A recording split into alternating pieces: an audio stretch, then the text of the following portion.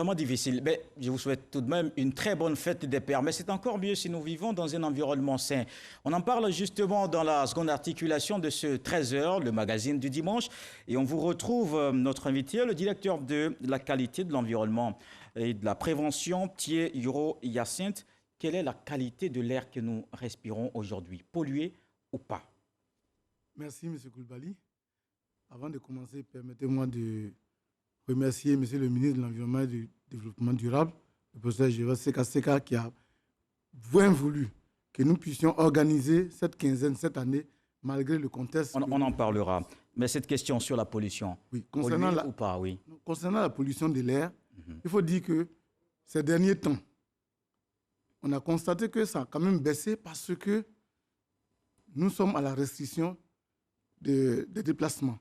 Et dans le monde entier, il a été constaté un peu partout que le niveau de pollution de l'air a diminué avec la Covid-19. Je ne dois pas dire qu'on doit louer la Covid-19, mais c'est parce que les transports ont arrêté un temps soit peu de circuler comme cela se doit.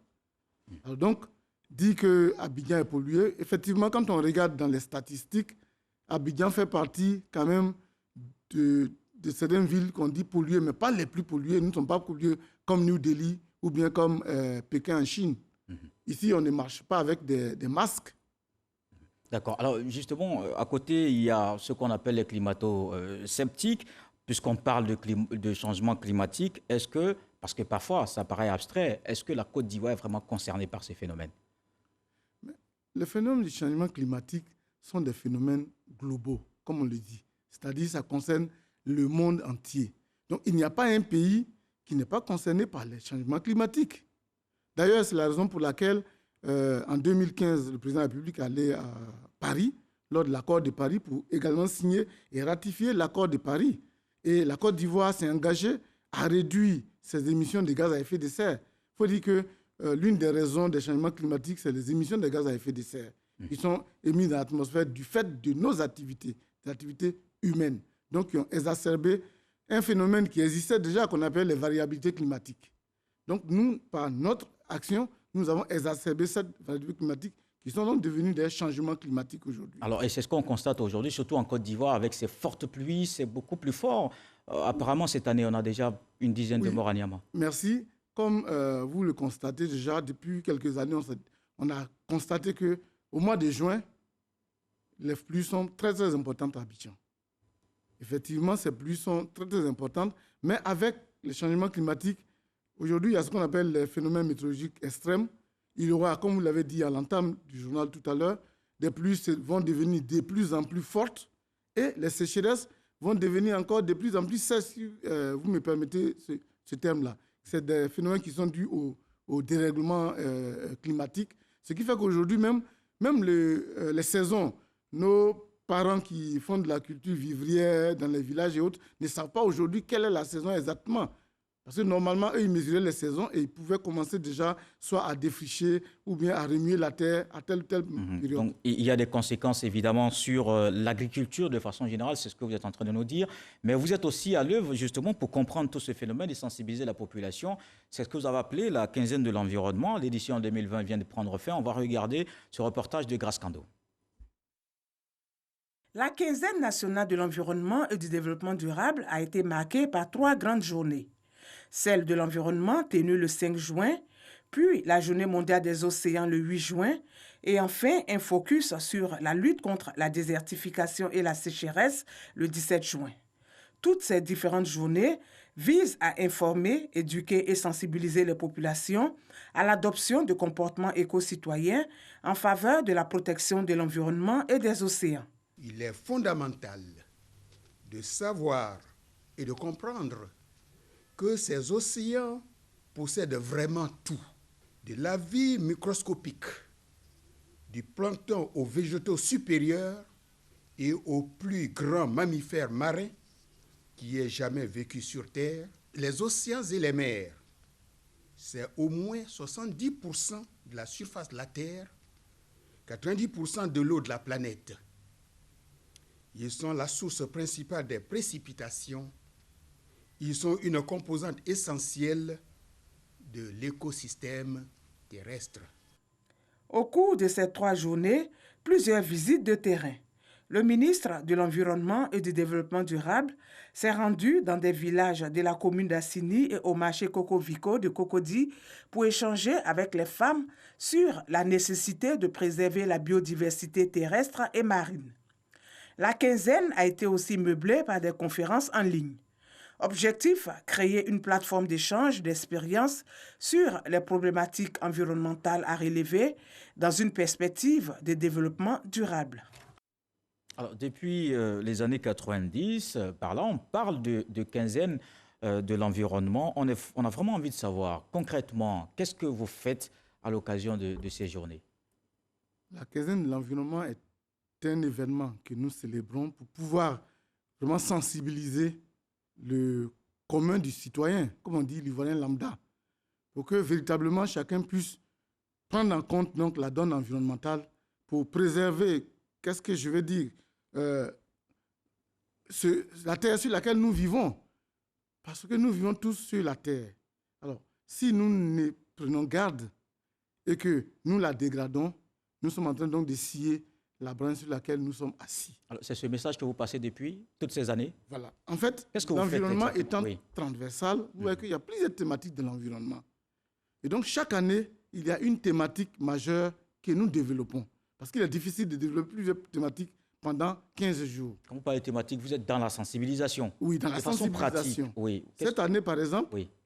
Nous avons à l'œuvre la biodiversité. Et donc, lors de la journée mondiale de l'environnement, qui avait pour thème ensemble, nous pouvons agir pour la nature, nous avons donc mis l'accent sur les relations entre la nature et nous. Et d'ailleurs, il y a eu un webinaire, c'est-à-dire un séminaire en ligne, et au cours de cette conférence, il a été démontré des liens entre la situation que nous vivons aujourd'hui et nos actions en défaveur, je dirais, de la nature, mais également des solutions ont été proposées pour comment faire pour que nous puissions vivre en harmonie avec la nature. De même, lors de la journée mondiale des océans, dont également le thème est « Ensemble, nous pouvons protéger et restaurer nos océans », il était également question de parler de l'économie bleue. L'économie bleue, c'est tout ce que nous tirons des ressources marines et côtières. Et donc, nous avons également passé des messages à travers des experts internationaux de haut niveau, donc pour voir comment gérer au mieux nos océans, comment est-ce que nous pouvons intervenir pour pouvoir vivre, je peux dire, en harmonie avec nos océans, et que les océans nous rendent le service que nous attendons d'eux. Lors également d'une troisième journée que nous avons célébrée, qui est la journée de la biodiversité. Il faut dire que la journée mondiale de la biodiversité est le 22 mai. Nous l'avons intégré donc dans la quinzaine de l'environnement pour mieux intégrer nos activités. Alors, Ici, donc, vous avez fini de faire tout ça, sensibilisation, d'accord. Quelles actions concrètes? Vous avez dit vous-même que l'environnement, la nature nous parle, ça veut dire qu'il y a problème. Qu'est-ce que vous avez fait concrètement comme action, à part la sensibilisation dont vous venez de parler? Merci. La nature nous parle. D'abord, la sensibilisation précède l'action. Lors de ces journées, Grace Kando l'a dit tout à l'heure dans son reportage que j'ai mieux apprécié, le ministre de l'Environnement est allé sur le terrain lui-même pour rencontrer à Assini, rencontrer les autorités. Il était question de quoi à Assini? Il y avait des sargasses, qui sont des algues marines qui ont échoué sur la plage. Et donc, c'est un phénomène désagréable à voir pour nos plages qui doivent accueillir des touristes ou même des visiteurs lambda comme nous autres. C'est désagréable. Donc, le ministre est allé s'enquérir de la situation et puis discuter avec les uns et les autres. Et aujourd'hui, nous sommes en réflexion pour pouvoir monter un plan d'action pour pouvoir ramasser ces sargasses et les valoriser. Il y a également des visites au niveau du marché Cocovico, comme on l'a dit tout à l'heure. Vous avez dit, mais les vendeuses et les productrices de vivriers, elles ont quoi à voir avec cette histoire? Justement, cette année, la journée mondiale de la lutte contre la désertification qui a eu lieu le 17 juin a pour thème aliments, fourrage, fibres. Aliments, c'est ce que nous mangeons. Les fourrages, c'est ce que nos bêtes mangent, nos animaux, nos élevages. Et puis les fibres, c'est ce que nous utilisons pour... Vous êtes amplement bien habillés aujourd'hui, c'est les fibres. Merci, vous aussi. Mais ce que je veux dire, c'est qu'il faut qu'on aille de façon plus concrète. Ces dames, elles vendent au marché, elles sont pour la plupart vendeuses que productrices. les actions dont on parlait, c'est comment on implique justement la population dans ces messages que vous véhiculez tous les jours. D'accord. Je commence d'abord par les dames avant d'arriver à la population. Il faut dire que si aujourd'hui, je disais que vous êtes bien habillé, si votre vêtement que vous portez, vous reprochez à votre vendeur la qualité du vêtement, lui ne va plus vendre le vêtement puisque vous n'allez plus l'acheter.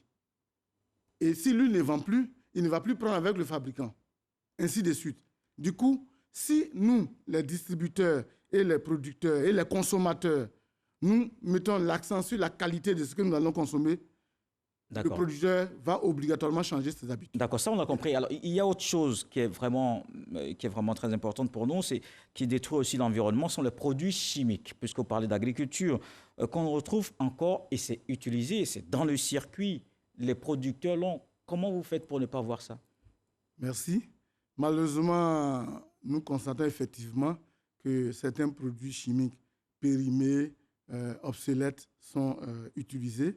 Mais il y a un projet au niveau du ministère qui donc est chargé d'identifier tous ces produits chimiques qu'on appelle les pesticides obsolètes, donc de les identifier, de les ramasser et de les détruire. Et pour ce projet-là est en cours. Et donc, ce projet, en plus de ramasser et de détruire, sensibilise donc les consommateurs, que sont nos agriculteurs. Vous en avez déjà saisi, vous en avez déjà détruit, etc. C'est ça? Oui, bien sûr. Bien sûr. Mais comme le projet n'est pas complètement fini, je ne peux pas vous dire qu'on a terminé de tout ramasser.